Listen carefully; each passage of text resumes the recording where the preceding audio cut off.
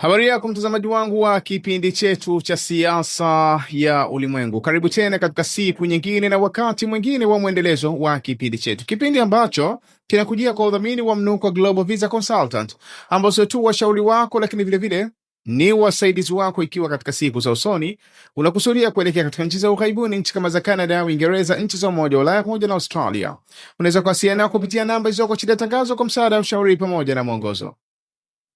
Tukielekea katika uchambuzi wetu leo, bila shaka ni muda mchache umepita toka nchi ya Iran walipotangaza kuwasilisha sehemu ya majibu ya pendekezo la nchi ya Marekani. Majibu yao wamewasilisha katika nchi ya Pakistan, ambayo inazingatiwa kwa hivi sasa ndiyo msuluhishi mkuu wa mgogoro ulioko baina ya nchi ya Marekani, Israel pamoja na nchi ya Iran. Pamoja na kwamba katika level hii ya strategic discussion au ile mijadala ya kistratejia imekuwa ikihusisha zaidi nchi ya Marekani pamoja na nchi ya Iran. Lakini kinachoonekana mpaka sasa hivi ni kwamba nchi ya Iran, msimamo wao ni kwamba cha kwanza inatakiwa ifikiwe kwenye makubaliano ya usitishaji wa vita katika fronti zote, katika maeneo yote. Maanake kuanzia upande wa kusini mwa Lebanon, maeneo ya Iraq, maeneo yote ya Mashariki ya Kati. Maanake kwanza ni lazima mgogoro au mvutano wa vita uweze kustop. Kisha baada ya kustop ndio ije mijadala ya kujadili kuhusiana na masuala ya nuclear program au kuhusiana na masuala ya mlango bahari wa Hormuz na masuala mengine. Kwa kiujumla ni kwamba ni kama Irani hawana muda au hawahitaji kudiskasi kuhusiana na swala la nuclear, na ili hali kwamba mgogoro bado unaendelea, pamoja na kwamba mgogoro inawezekana ukawa umechukua shepu nyingine. Ukizingatia kwamba kile kinachoonekana mpaka sasa hivi ni kwamba mgogoro wa Marekani na Iran tunasema ni hybrid war, yani vita ambayo inakusanya mambo mengi kwa wakati mmoja. Katika siku kadhaa nyuma tulishuhudia mapigano takriban siku 40 kutoka pale zote mbili, maana yake Marekani ikishirikiana na Israel, lakini upande wa pili vivyo hivyo nchi ya Iran. Jambo ambalo lilionekana kufikia kwenye mwezi wa 4 lilistop kwa muda. Pamoja na kwamba siku 2-3 nyuma ilitokea rupture hapa na pale, lakini haikuwa ni rupture ya kufanya mgogoro tena uwe mkubwa kama ilivyokuwa mwanzo. Lakini ukiangalia sasa hivi Marekani amekaa katika ghuba ya Oman. Kukaa katika ghuba ya Oman bado kuna ashiria ni muendelezo wa vita, kwa kuzingatia kwamba hivi sasa tumetoka katika tunasema ile epic fury, tumekwenda katika economic fury, kama wenyewe Marekani wanavyosema kwamba wametoka katika ile hasira kuu ambayo ilikuwa imejengewa katika mapigano moja kwa moja kwenda katika utekelezaji wa hasira ya kiuchumi, kwa maana ya kuiathiri nchi ya Iran kiuchumi moja kwa moja kwa kuzuia meli zake kuingia na kutoka. Pamoja na kwamba jambo hili kwa hivi sasa linawezekana likachukua muundo mwingine, na muundo wa kwanza hasa ni kwa sababu Iran wana njia mbadala. Kwa mfano, wana reli ambayo inatoka katika nchi ya Iran kwenda katika nchi ya China, ambayo actually inaweza kutumika katika kusafirisha kama mafuta pamoja na bidhaa kuelekea katika nchi ya China bila kupitia katika bahari. Pamoja na kwamba kiwango chake kinawezekana kikawa ni kidogo, na ndio maana moja katika athari inayoonekana katika siku moja takriban nyuma ilikuwa reported, au kuna taarifa za report zilitoka zikiashiria kiasi fulani cha mafuta kuonekana kana sambaa katika upande wa kisiwa cha Karg, ambacho inawezekana ni kwa sababu ya sehemu ya mashambulizi ambayo Marekani wakati mwingine imekuwa ikishambulia baadhi ya meli za mafuta, au inawezekana ni kwa sababu ya kiwango kingi cha mafuta ambacho hakijaweza kutoka ndani ya nchi ya Iran, wakati mwingine kinasababisha pressure katika zile pipe kiasi ambacho unaweza kuona athari za mafuta katika upande wa bahari. Kwa hiyo wana njia mbadala kama hiyo ya treni, lakini vile vile wana njia mbadala kupitia katika boda ya Iran na Pakistan kuelekea katika bandari ya Gwadar ya nchi ya Pakistan, ambayo inawezekana bidhaa zikaingia na kutoka, hata kama gharama yake itakuwa inapanda kwa sababu ya kuzingatia kwamba inapita katika bandari ya Gwadar na kisha ndio inaingia katika nchi ya Iran, au inatoka katika nchi ya Iran na kisha inakwenda katika bandari ya Gwadar. Ina maana kuna gharama kidogo itapanda, lakini bado inazingatiwa kwamba ni njia mbadala. Na ukiachilia mbali hizi njia mbadala mbili, vile vile kuna mabadiliko ya sera katika nchi ya Iran, kwamba hivi sasa meli zake zitakapokuwa zimeshambuliwa, basi na wenyewe wametangaza kwamba watashambulia katika senta muhimu za Marekani, kwa maana ya bezi za Marekani, au watashambulia vile vile katika zile meli za kijeshi za nchi ya Marekani, jambo ambalo kwa upande mmoja au mwingine linaweza kuja kufanya ile kadi ya Marekani ambayo amebaki nayo katika mlango bahari wa Hormuz ya kuamua na yeye kusimama katika ghuba ya Oman, inawezekana ikakosa thamani iwapo kwamba Iran wataamua kusikilia msimamo huo wa aidha kushambulia katika base au kushambulia katika zile meli zilizoko katika ghuba ya Oman. Lakini kiujumla ni kwamba kumekuwa kuna kuhama kutoka katika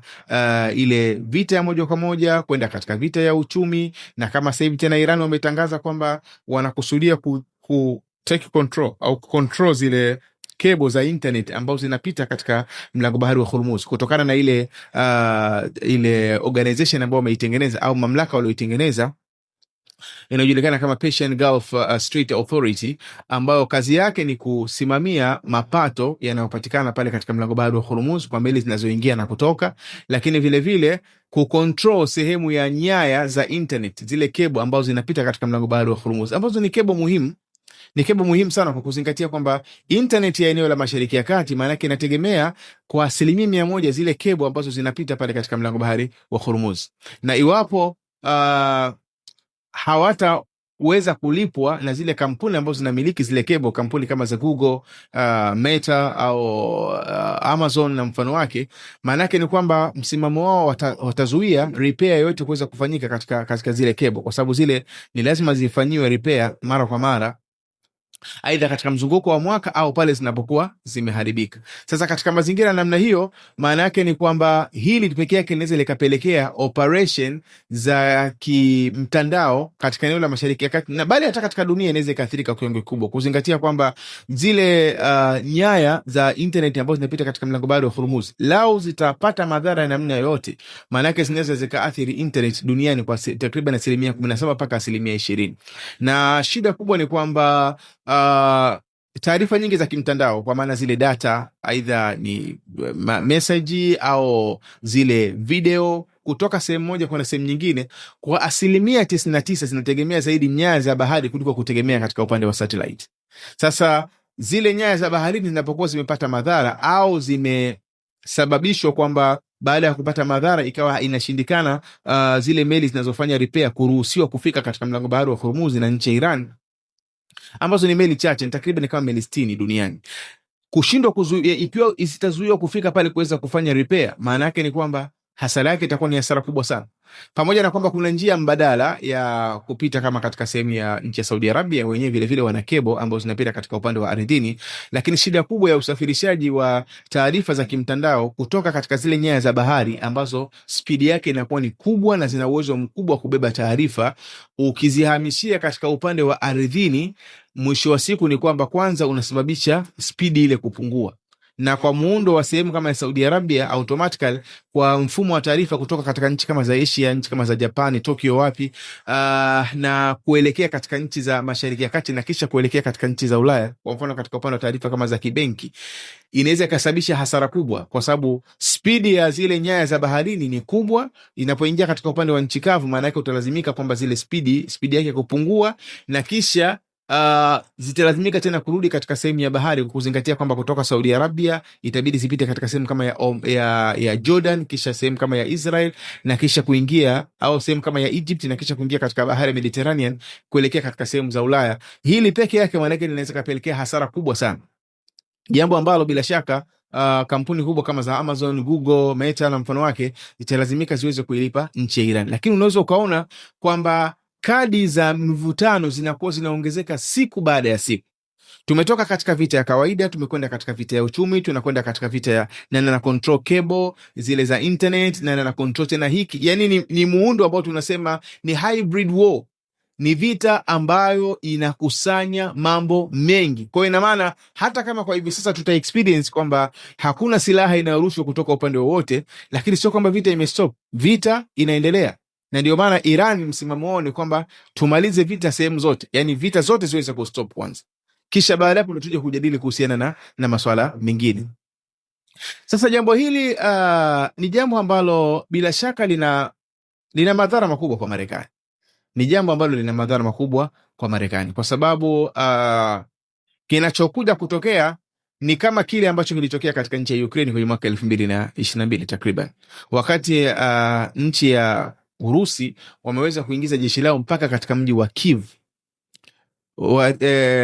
Kulingana na maelezo ya Rais Vladimir Putin aliyotoa tarehe 9, siku ile ya Victorious Day katika nchi ya Urusi, anasema Rais Macron alimpigia simu akimwambia kwamba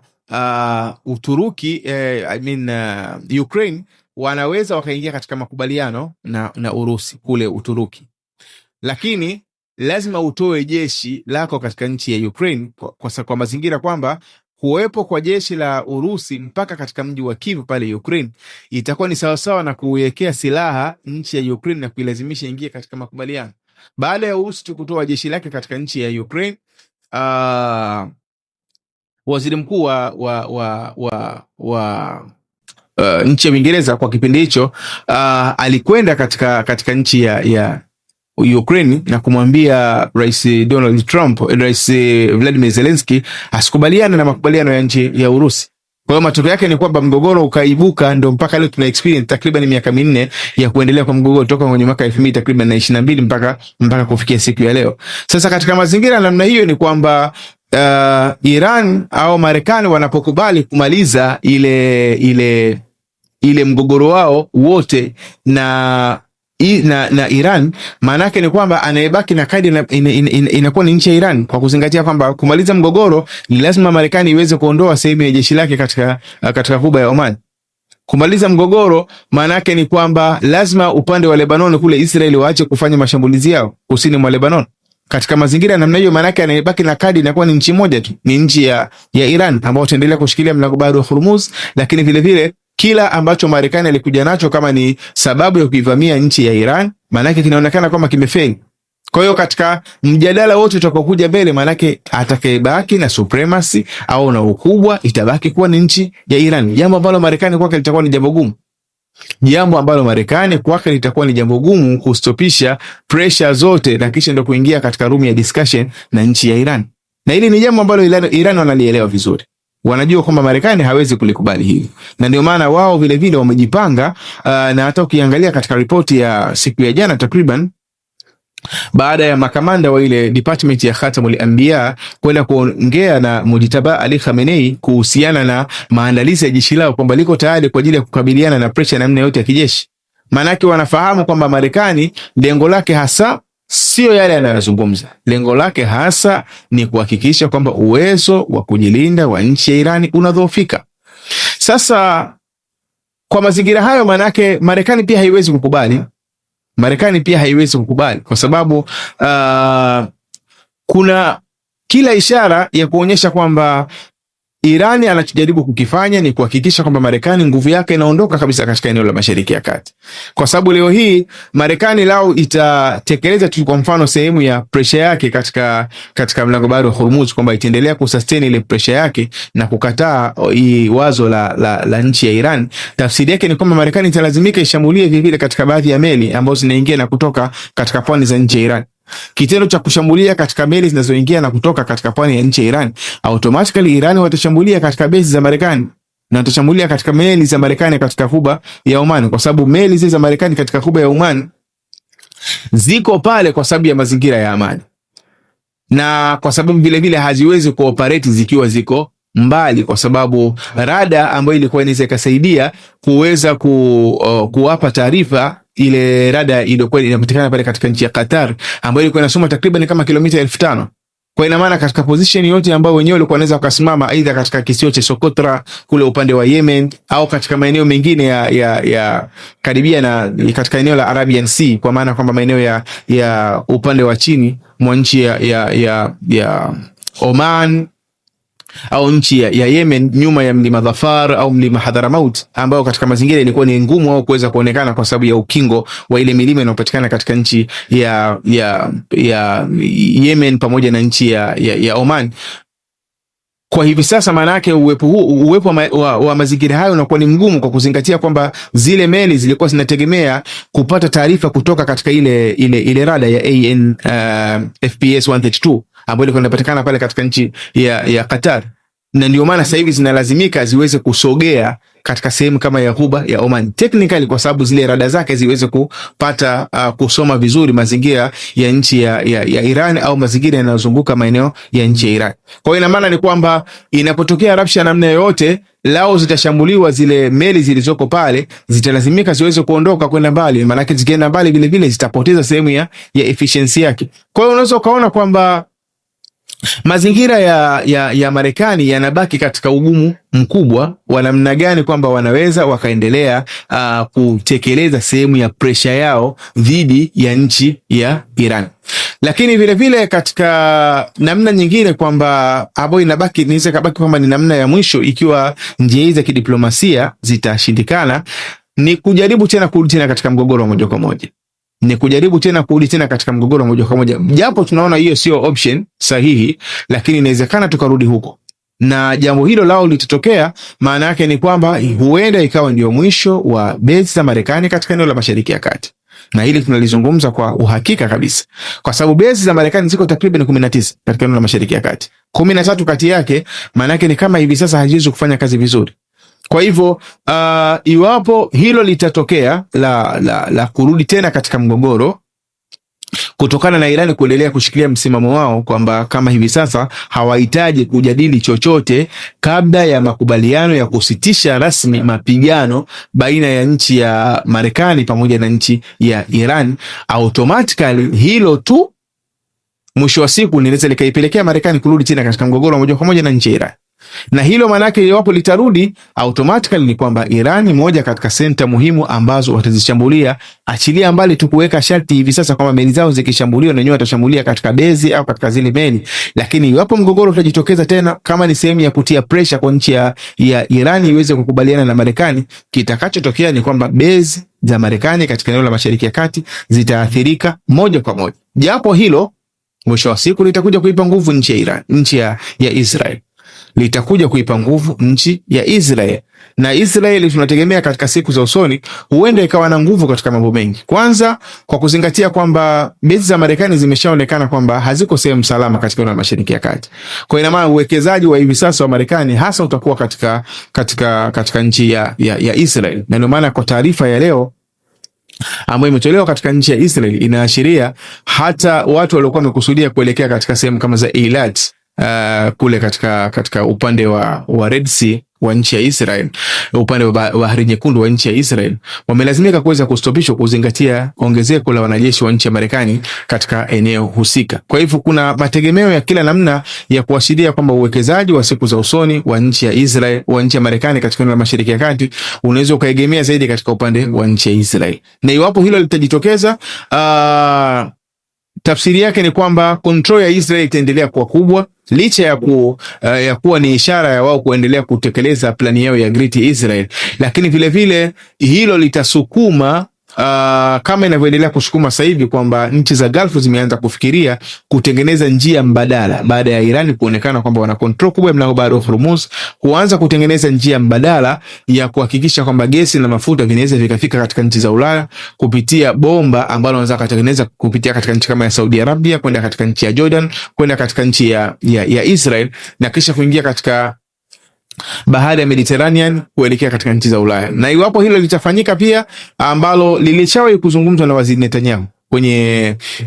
mwaka 2003 takriban, kabla haijaanza ile mgogoro wa Gaza, mara ya mwisho amesimama katika Umoja wa Mataifa, alizungumza plani hiyo ya kutengeneza bomba la gesi na mafuta kupita katika nchi ya Israel kuelekea katika nchi za Ulaya. Hilo peke yake lao litafanyika, na kulingana na mazingira sasa hivi ambayo yanaashiria wazi kabisa kwamba hilo litakuja kufanyika, maana yake ni kwamba Israeli atakuwa na control ya eneo la Mashariki ya Kati kwa kiwango kikubwa katika upande wa jeshi na katika upande wa uchumi. Kwa sababu hizi yeye anachohitaji katika eneo la Mashariki ya Kati ni kuwa na total control. Na ni kuwa na control kubwa katika eneo la Mashariki ya Kati. Na ndio maana unaweza kuona kwamba licha ya kutaka control eneo la Mashariki ya Kati, vile vile wamekuwa wakifanya project nyingi za kuongeza sehemu yao ya control hata katika maeneo ya Afrika. Kama sasa hivi inaonekana kwamba wana project wanafanya ya masuala ya hali ya hewa katika upande wa nchi za Afrika Mashariki na kuelekea katika upande wa kusini mwa Afrika, wakiashiria kwamba lengo lao kubwa ni kutaka kutambua kile kiwango cha carbon dioxide ambayo inapatikana katika upande wa hewa, kwa kuzingatia kwamba ni gesi ambayo inazalishwa na mimea na inaweza kuzalishwa pia kupitia viwandani. Kwa maana kwamba katika nyakati za usiku mara nyingi mimea inakuwa inazalisha gesi ya carbon dioxide kuliko kipindi cha mchana, gesi ambayo mwisho wa siku inaweza ikaleta madhara pia katika ile tabaka la juu, ile sehemu ya anga hewa ambayo inaitwa ozone layer, na madhara yake makubwa ni kutoboka kwa ile ozone layer ambayo inapelekea kupatikana kwa miale mikali ya jua ambayo inaweza kusababisha ongezeko la joto duniani. Jambo ambalo kwa upande mmoja mwingine tukilitazama ni idea nzuri, ni idea ambayo inaleta faida katika nchi husika, ikiwemo hata katika upande wa misaada, kwa maana ya kupambana na ongezeko la gesi kama ya carbon dioxide na mfano wake. Lakini mwisho wa siku nchi za Afrika Mashariki pamoja na eneo la kusini mwa Afrika sio nchi ambazo zinasifika kuwa na viwanda kiasi ambacho inaweza kuleta athari kubwa katika upande wa gesi kama ya carbon dioxide, bali gesi ya carbon dioxide ambayo inaonekana kwamba ipo katika anga ya nchi za Afrika Mashariki kwa kiwango kikubwa ni gesi ambayo inatokana na mzunguko wa asili, kwamba sehemu kama ya mimea kipindi cha mchana inatumia carbon dioxide katika uzalishaji wa chakula kupitia mchakato wa photosynthesis, lakini katika upande wa usiku maana yake inazalisha sehemu ile ya carbon dioxide. Kwa maana iko katika sehemu ya mzunguko wa kawaida ambayo inawezekana wala usiwe na athari kubwa kama ile ambayo inajaribu kuzungumzwa na ile taasisi ya Weizmann Institute of Science ya nchi ya Israel. Lakini kingine ambacho wanahitaji kukipima ni katika upande wa mionzi ile ya jua ambayo inashuka na kiwango cha mvuke ambacho kinasafirishwa kutoka ardhini kuelekea angani kwenda kutengeneza kiwango cha mvua. Na hili ni jambo la hatari ambalo ni lazima hizo idara husika za nchi za Afrika Mashariki wajaribu kuangalia namna gani wanaweza kuendelea na wenyewe kufanya monitoring au kutazama, kusimamia muendelezo wa taarifa hizi baada ya muda mrefu mbele, kwa sababu taasisi husika maana yake inafanya research takriban kama miaka mitatu. Na tunasema kwamba jambo hili ni jambo la hatari kwa sababu anayekuwa na taarifa ya kuhusiana na kiwango cha jua ile mionzi ya jua kinachoteremka katika ardhi na kiwango cha mvuke kinachosafiri kwenda angani, maana yake huyu anakuwa na total control. Anakuwa na control na ile anga nzima. Na anakuwa na control kivipi? Kwa sababu mionzi ya jua ndiyo inayosababisha ile mvuke kupatikana, ile wanaita evaporation, kwa maana kwamba ardhi inachomwa na ile joto la jua kiasi ambacho inaweza kapelekea sehemu kama za mito, sehemu kama za bahari kuweza kutoa sehemu ya mvuke, au sehemu za mimea vile vile kutoa sehemu ya mvuke kupitia mchakato wanaita transpiration, ambao mwisho wa siku inakwenda kutengeneza kiwango cha mvua ambacho kikishuka ina maana kama kuna shughuli za kilimo zinafanyika na mfano wake. Sasa mtu anapokuwa anafahamu kiwango kile cha mionzi ya jua kinachoteremka, kuna nafasi ya kuweza kufanya disturbance, ya kuweza kuharibu kile kiwango cha jua ambacho mionzi ya jua kinachoteremka katika nchi husika au katika eneo husika, kwa kutumia gesi kama za sulfur dioxide ambayo inaweza ikadumu kwa muda mrefu, miaka takriban 3. Kwa maana kwamba gesi kama sulfur dioxide ina tabia ya kufanya ile tunasema reflection, yani kuakisi ile mwanga wa jua unaoteremka ukawa unarudishwa. Kwa ina maana ile mionzi ya jua inawezekana isishuke vizuri katika ardhi. Na mionzi ya jua inapokuwa haishuki vizuri katika ardhi, automatically maana yake kiwango cha mvuke kinachosafiri kwenda angani kutengeneza mawingu vile vile kinakuwa kinapungua. Kinapopungua kiwango hiki cha mvuke, automatically vile vile kiwango cha mvua kinakuwa kinapungua. Jambo ambalo linaweza kufanya sehemu ya hizi mbegu za asili ambazo zinatumika katika maeneo husika zikashindwa kufanya vizuri katika upande wa kilimo. Na katika mazingira namna hiyo, maana yake watu wanaweza kuanza kulazimika kutegemea mbegu za kutoka katika viwanda ambavyo inawezekana vikawa vinakuwa control na Israel wenyewe. Kwa hiyo mwisho wa siku unajikuta kwamba eneo zima mnakuja kuwa ni mateka katika upande wa chakula. Kwa hiyo automatic, na hili tumeliona katika maeneo mengi kwamba teknolojia sasa hivi inaruhusu kuongeza na kupunguza kiwango cha mvua. Katika miaka ya 60 Marekani walifanya katika nchi ya Vietnam kwa kusababisha, walifanya ile tunasema ni cloud seeding. Walifanya ile teknolojia ya kusababisha mvua izidi zile za mvua za wasema inatokana na upepo ule wa monsoon. isababisha mvua zikawa kubwa sana kiasi ambacho uzalishaji ukazorota kwa kiwango kikubwa, lakini ni plani ambayo ni teknolojia ambayo ilifanywa na Marekani. Ukiangalia katika nchi kama ya Iran, kwa muda mrefu wamekuwa kilalamika kwamba kiasi cha mvua kimekosekana kwa miaka mingi kwa sababu ya teknolojia ya nchi ya Marekani kwa kutumia zile tunasema ni electromagnetic waves, ile mawimbi ambayo yanapigwa katika sehemu ya anga kiasi ambacho inasababisha shida katika ile kiwango cha mionzi ya jua kinachoteremka katika nchi husika. Kwa hiyo mvua zikawa zinakuwa chache kiasi ambacho cha kuonekana kwamba Iran inakaribia kuingia katika ukame, mpaka zilivyokuja kushambuliwa zile rada, kama ile rada ilikuwa katika nchi ya Qatar, ndio mvua zikaonekana kwamba zimezidi katika nchi ya Iran, katika nchi kama za Syria, katika nchi za Pakistan, kwenda mpaka katika sehemu za Azerbaijan. Mvua zikaonekana zimezidi kwa kiwango kikubwa, kwa sababu inaonekana kwamba ile ilikuwa ni move ambayo ilikuwa inafanyika. Kwa ina maana hata hii ambayo inafanyika tunasema ni kitu kizuri kuwa na taarifa, kuwa na data na mfano wake, lakini ni kitu ambacho zile idara za watu wa hali ya hewa na mfano wake wanapaswa waendelee kukifuatilia kwa muda mrefu, kwa sababu inawezekana mwisho wa siku wakajikuta kwamba, au nchi husika za eneo la Mashariki ya Kati na kusini mwa Afrika zikajikuta zinakuwa mateka katika upande wa ile mazingira ya hali ya hewa. Sasa Israel wanachokihitaji wao ni total control kiujumla. Kwa hiyo maana yake ni kwamba Marekani atakapolazimika uwekezaji wake mkubwa afanye katika nchi ya Israel kutokana na mazingira ya mgogoro wake na nchi ya Iran katika upande wa jeshi, lakini vile vile nchi za Gulf zitakapoona kwamba eneo salama la kupitisha zile pipeline zao ni katika nchi ya Israel, automatically Israel inaingia katika global stage. Israel inaingia moja kwa moja katika safu ya nchi zenye nguvu ulimwenguni, kwa sababu kucontrol pipeline au ile mabomba ya mafuta na gesi katika eneo la Mashariki ya Kati, automatically una control takriban kama 40% ya sekta ya nishati ya dunia nzima, na ndio jambo ambalo Israel inaonekana kwamba analihitaji. Kwa hiyo ukiangalia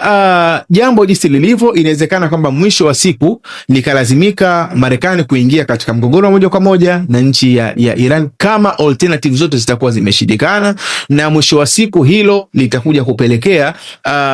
kuzorota kwa nguvu ya kijeshi ya Marekani katika eneo la Mashariki ya Kati, lakini wakati huo huo litaongeza sehemu ya nguvu ya Israel katika eneo la Mashariki ya Kati, na mwisho wa siku kupelekea kukaribia kuitekeleza au kukamilisha plani ile ya Great Israel ya kumake sure kwamba Israel inakuwa ni moja katika nchi kubwa, ina eneo kubwa, lakini vivyo ina ushawishi mkubwa katika upande wa masuala ya kisiasa ya dunia. Kwa hiyo kiujumla ni kwamba mpaka sasa hivi msimamo wa nchi ya Irani ni msimamo ambao unaashiria kwamba hauendeshwi na pressure ya nchi ya Marekani, na katika mazingira ya namna hiyo maana yake tutegemee kwamba vuta ni kuvuta ya pande zote mbili itakuwa inaendelea, aidha katika upande wa diplomasia au katika upande mwingine ambao hatutaraji kwamba inaweza kawa ni karibu, lakini ni jambo ambalo vile vile inawezekana tukaje kulishuhudia katika siku za usoni. Lakini bila shaka bado tuna muda kuendelea kulifuatilia jambo hili, tukitaraji kwamba katika muda ujao huenda tukapata taswira iliyokuwa kubwa, iliyokuwa bora zaidi ya hii ambayo tumekuletea. Jina langu naitwa Maulid Ali Mnukwa, ni kuombe endelee kufuatilia vipindi vyetu, na nikuombe usahau subscribe, ku like, ku share pamoja na ku comment. Uwe na muda mwema.